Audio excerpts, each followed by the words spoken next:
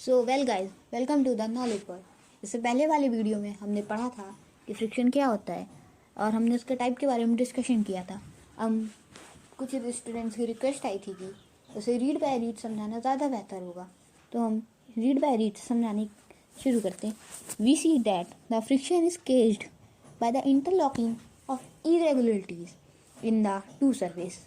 आपने ये देखा होगा कि कोई फर्श है, हम उसमें बॉक्स पुश करते हैं और वो बहुत इजीली पुश हो जाता है। पर अगर हम रफ सरफेस में बॉक्स पुश करते हैं तब हमें बहुत मुश्किलात होती है और हमें उठा के ले जाना पड़ता है, क्योंकि उससे बार बार बॉक्स रुक जाता है छोटे छोटे पत्थर के कारण और रफ की सरफेस की इरेगुलरिटीज़ के कारण। आपने जब सरफेस क्लीन टाइल्स वाला सरफेस है उसमें बॉक्स हम पुश करते हैं तो बड़े आराम से पुश हो जाता है। ऐसा इसलिए होता है क्योंकि जो बॉक्स और सरफेस है वो दोनों इंटरलॉकिंग की पोजीशन में हो जाते हैं, और जब इंटरलॉक्ड हो जाते हैं तो वो बहुत आराम से पुश हो जाते हैं। इन to of which that the force of friction will increase if the two surfaces are pressed harder. You can experience it by dragging a mat when nobody is sitting on it and when a person is sitting on it. It is obvious that the force of friction increase, जब force of friction increase हो जाता है if the two surface और दो surface are pressed harder और दोनों surface harder pressed होते हैं, दबाए जाते हैं, you can it by dragging a mat when nobody is sitting. आप देखेंगे कि जब हम किसी सरफेस को पुश करते हैं या एक ऑब्जेक्ट को हम पुश करते हैं तो सरफेस में बहुत दूर तक इजीली चला जाता है जब कोई नहीं बैठा होता उस मैट में। रीड बाय रीड हम आपको समझा रहे हैं। Recall you experience when last time you moved a heavy box from one place to another. आप याद कीजिए कि आप लास्ट टाइम कब हैवी बॉक्स को इधर से उठा के उधर कर रहे थे। If you have no such experience, आपको कोई एक्सपीरियंस नहीं है तो गेट दैट एक्सपीरियंस नाउ। आप अगर ऐसा आपके साथ कभी नहीं हुआ बॉक्स उठाने वाला, हैवी बॉक्स उठाने का, तभी आप ट्राई करिए। Get that experience now what is easier to move the box. आपने देखेंगे कि बॉक्स बहुत ईजी मैट में मूव हो जा रहा है। It when it's already in motion, क्योंकि वह ऑलरेडी मोशन में है। आप देखेंगे बॉक्स कहीं रखा है, आप उसे पुश करेंगे तो वो ऑलरेडी मोशन में है तो बहुत ईजिली पुश हो जाएगा। The force required to overcome friction and the instant object it starts moving from rest. आप किसी ऑब्जेक्ट में फोर्स लगाते हैं तो वो मोशन नहीं कर रहा होता है, पर वो आप जैसे ही फोर्स लगाते हैं वो मोशन करना स्टार्ट कर देता है। It's measure of static force friction. और इसी जब ऑब्जेक्ट रेस्ट पोजीशन में होता है और उसमें हम फोर्स लगा के उसे मूव करते हैं, उसी को स्टैटिक फ्रिक्शन कहते हैं। ये हमने पिछले वाले वीडियो में समझाया था, तो लास्ट टाइम हम फिर से एक्सप्लेन कर देंगे। अभी रीडिंग बाय रीडिंग में हम आपको एक्सप्लेन कर रहे हैं। On the other hand the friction required to keep the object moving with the same speed is a measure of sliding friction. आप वही सेम स्पीड से स्लाइडिंग फ्रिक्शन में मूव करते हैं। When the boss starts sliding, the contact of points its surface. अब जब देखेंगे कि बॉक्स बहुत इजीली मूव जा रहा है, contact two points its surface, और पॉइंट्स मतलब बॉक्स सरफेस में बहुत इजीली मूव हो रहा है। Do not get enough time to lock into the contact point on the floor, so the sliding friction is slightly smaller than the static friction. आप उसे sliding friction ये कह सकते हैं कि हम उसे पुश कर देते हैं और आप एक पॉइंट बनाइए सरफेस में, आप देखेंगे वो पॉइंट को पार कर जाएगा। इसी को स्लाइडिंग फ्रिक्शन कहते हैं। और sliding friction is slightly smaller than होता है। नेक्स्ट आप friction and you find it's same what easier to move the box. आप स्लाइडिंग फ्रिक्शन में ईजिली बॉक्स को मूव कर सकते हैं in motion than to get it started. अगर बॉक्स ऑलरेडी मोशन में, मतलब वो प्लेस में सरफेस में रखा है, तो वो मोशन में ही ना होगा। और आप स्टैटिक फ्रिक्शन ये कह सकते हैं वो बॉक्स मोशन में नहीं है, लाइक किसी चीज़ के ऊपर रखा है, तो जो मोशन में बॉक्स है उसे मूव करना बहुत ईजी है। Friction are necessary even recall now some of your experience, याद कीजिए आप कोई अपना experience. Is it easier to hold a kulhadi और ग्लास टम्बलर. आप किसी याद कीजिए वो टाइम जब आप कील दीवार में मार रहे हैं. Suppose the outer surface of the tumbler is greasy. आप देखेंगे कि उस आउटर सरफेस में होल होने लगेगा. और has a thin layer of cooking और ऑयल ऑन इट. अगर आप उसमें ऑयल लगा देंगे, cooking oil, would it become easier or more difficult. क्या वो ईजी हो जाएगा उसको कील को दीवार के अंदर डालना? आप देखिए. To hold it, just think, would it be possible to hold the glass at all if there is no friction. आप या ईजी है कि आप ग्लास को रोक अपने हाथ में होल्ड करके रख सकते हैं उसमें अगर कोई फ्रिक्शन नहीं है. Recall also how difficult it is to move on a wet muddy track और वेट मार्बल फ्लोर. याद करिए क्या वो डिफ़िकल्ट था कि आप वेट मैटी ट्रैक और वेट मार्बल फ्लोर को can you imagine being available to walk at all if there were no friction. ऐसा इम्पॉसिबल है कि कोई फ्रिक्शन के बिना वो आपस में रह नहीं पाते. मतलब फ्रिक्शन नहीं होगा तो फ्लोर पे मार्बल नहीं रह पाएंगे. अब आपका डाउट होगा कि वो तो चिपके हुए होते हैं, पर चिपके रहना भी तो एक फ्रिक्शन है. Recall also how difficult it to move on. Can you imagine being available to walk at all if there were no friction. क्या आप इमेजिन कर सकते हैं कि बिना फ्रिक्शन के आप चल पाएंगे? You could not right with pen or pencil if there were no friction. When your teacher is writing with chalk on the blackboard, its rough surface rubs off same chalk participle which stick to. आपने pen pencil से copy किताब में तो लिखा ही होगा, वो friction के कारण आप लिख पा रहे हैं क्योंकि पेन की जो निक होती है और वो जो कागज़ होता है वो रफ सरफेस होता है, पर वो दोनों इंटरलॉकिंग हो जाते हैं तो बड़े आराम से लिखा जा सकता है.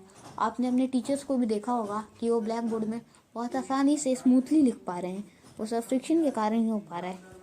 The black board, could it happen if there were no friction between the chalk and board. In the black board could it happen if there were no friction between the chalk and. ऐसा हो ही नहीं सकता कि कोई friction के बिना दोनों लिखनी आपस में. आप ब्लैक बोर्ड में चॉक नहीं लिख पाते, चॉक ब्लैक बोर्ड में लिखे, वो फ्रिक्शन के कारण ही हो रहा है. If one object start moving it would never stop if there were no friction. अगर कोई ऑब्जेक्ट मूविंग स्टार्ट कर देता है, मतलब फुटबॉल आपने मारा, वो जाने लगी, पर वो फ्रिक्शन के कारण ही आगे जाके रुकती है. ऐसा क्यों नहीं कि आप तुरंत मारे और वो कभी रुकती नहीं, जाती जाती है.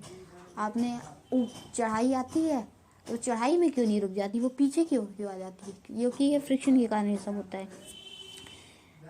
If started if the when no friction had there been no friction between the tires of the automobiles and the road. Friction के कारण ही टायर रोडों में अपने आप ब्रेक मारने पर रुक जाते हैं. ये फ्रिक्शन के कारण ही हो रहा है. ऐसा क्यों नहीं होता? फ्रिक्शन अगर नहीं होगा तो हम मारेंगे ब्रेक और टायर आगे की ओर जाते जाएगा कि ब्रेक का कोई असर ही नहीं हो रहा. फ्रिक्शन के कारण, फ्रिक्शन वो होता है जो वहाँ पे ऑब्जेक्ट को रोक ले और उसे पीछे की ओर धक्का दे दे. जैसे हम एग्जाम्पल फ्रिक्शन को ये मान सकते हैं, कोई कामयाब इंसान को जो पीछे की ओर खींचता है वो फ्रिक्शन होते हैं. They could not be started और स्टॉप्ड और turned to change the direction of the motion.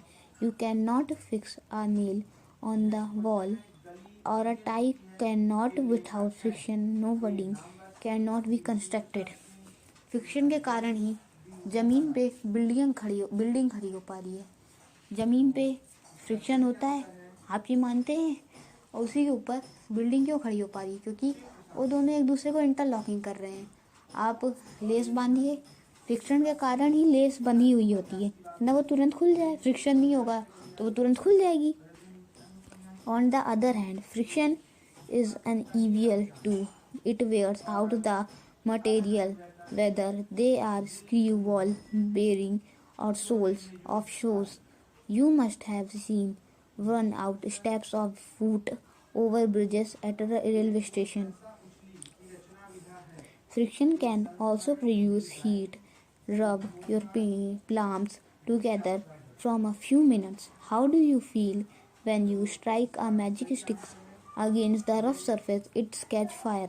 You may have observed that the jar of mixer becomes hot when it is run, produces heat. In fact, when a machine is operated, heat generated case which wastage of energy. We shall discuss the ways of minimizing friction in the following station. आपने ये notice किया होगा कि हम match sticks में माचिस की तीली घिस रहे हैं, ये फ्रिक्शन है, पर वो आगे क्यों लग जा रही है उसमें? क्योंकि फ्रिक्शन कई टाइप्स के होते हैं. एक होता है हीट फ्रिक्शन, ये टाइप नहीं है, पर फ्रिक्शन अगर बहुत स्पीड से लगता है तो वो हीट का फायर ले ही लेता है. ये एग्जांपल में ये दीदी मैच स्टिक चला रही है, तभी उसमें थोड़ी देर बाद आग ही नहीं लग रही है, कोई नहीं. आप ऐसा मान सकते हैं कि फ्रिक्शन में आग भी जल सकती है. जैसे हम दो पत्थर को आपस में घिस रहे हैं, ये भी तो एक फ्रिक्शन है और इसमें आग भी लग जा रही है. एंड आप आगे देखिए, इंक्रीज एंड रिड्यूसिंग फ्रिक्शन. क्या फ्रिक्शन इंक्रीज हो सकता है और रिड्यूस हो सकता है?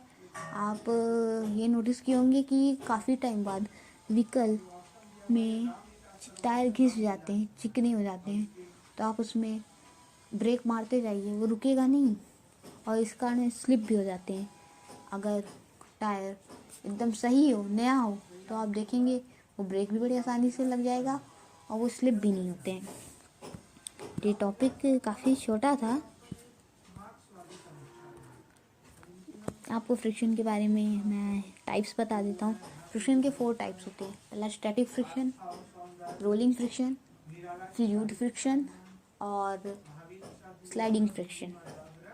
As you have seen in the previous section, friction is desirable in same situation. Have you ever thought why the sole of your shoe is grooved? It is done to provide the shoes better grip on the floor so that you can move safely. Similarly, आप देखेंगे कुछ time बाद चप्पल भी घिस जाती हैं और वो स्लिप हो जाती हैं. अगर न्यू चप्पल स्लिप कभी नहीं होती, स्लिप हो जाती है पर वो ज़्यादा टाइम्स नहीं होती. पर जो चिकनी चप्पल होती है वो बड़े आराम से स्लिप हो जाती है क्योंकि वो घिस चुकी होती हैं. और फ्रिक्शन किसी भी चीज़ में ज़्यादा चलता नहीं है.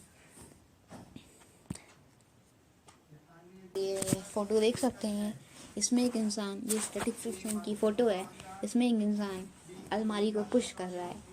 स्टैटिक फ्रिक्शन होता क्या है? Static friction acts when object is at rest on a surface.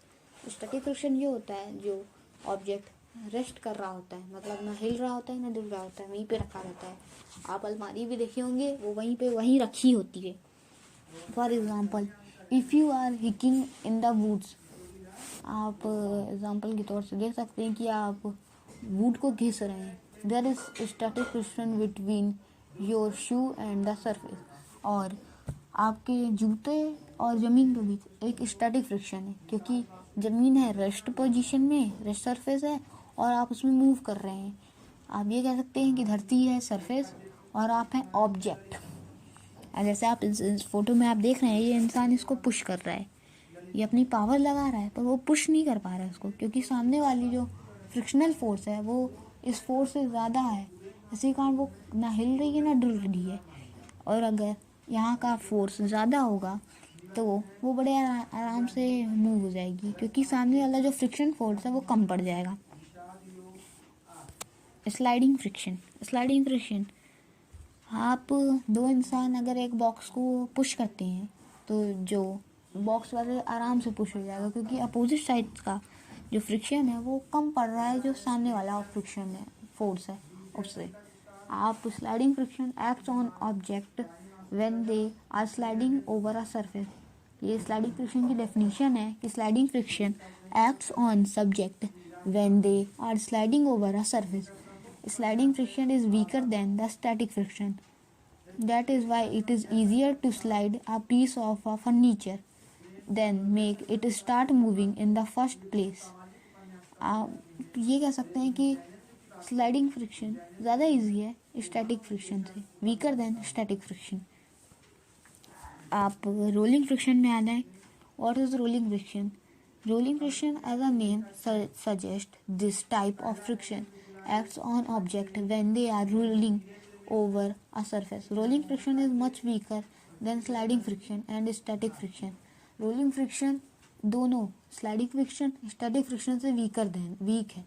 And the static friction movement of a score ball, basketball or baseball, car, tires are some example of rolling friction. Rolling friction ये कह सकते हैं जो चीज़ घूमती है. आप उसका नाम पढ़ के आप ये कह सकते हैं कि रोलिंग फ्रिक्शन क्या होती है. जो चीज़ घूमती है वो रोलिंग फ्रिक्शन होती है. जैसे कि टायर. फ्रिक्शन वो चीज़ होती है अगर कोई चीज़ मूव करे, हिले डुल क्या बोल रहा हूँ, गोल गोल घूमे, वो रोलिंग फ्रिक्शन होता है. अब एक लास्ट फ्रिक्शन बचता है, इसकी फ़ोटो नहीं मिली पर कोई नहीं, समझा देता हूँ. Fluid friction. This type of friction acts on object when they are moving through air, water और अदर. जो स्विमर तैरते हैं, स्विमिंग करते हैं, जो स्काई डाइविंग करते हैं, जो प्लेन उड़ती है, वो भी स्टैटिक फ्लूइड फ्रिक्शन होता है. आपको ये वीडियो पसंद आया तो हमारे चैनल में ऐसे वीडियो और आएंगे. अगर आपको ये वीडियो पसंद आया, ऐसे चैनल में हमारे और वीडियो आएंगे. चलते